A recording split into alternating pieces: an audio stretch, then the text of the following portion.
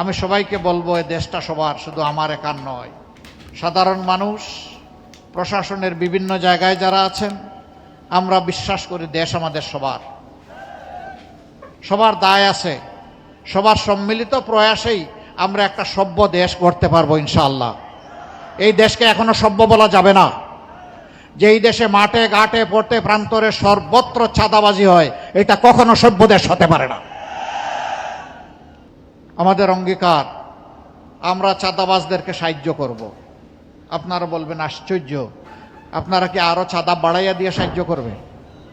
না, আমরা তাদেরকে আহ্বান জানাই, তোমরাও আমাদের সন্তান, চাঁদাবাজি ছেড়ে দাও।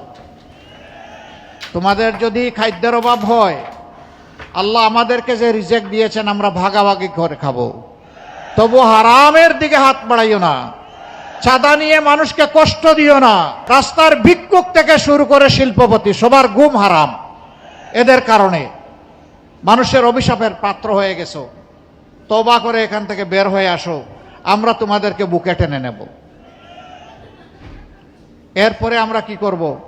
তোমাদেরকে শিক্ষিত প্রশিক্ষিত করে আমরা তোমাদের হাতেও মর্যাদার কাজ তুলে দেব ইনশাআল্লাহ।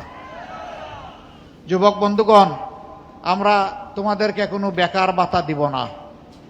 বেকার ভাতা দিয়ে আমরা তোমাদেরকে অসম্মান করতে চাই না।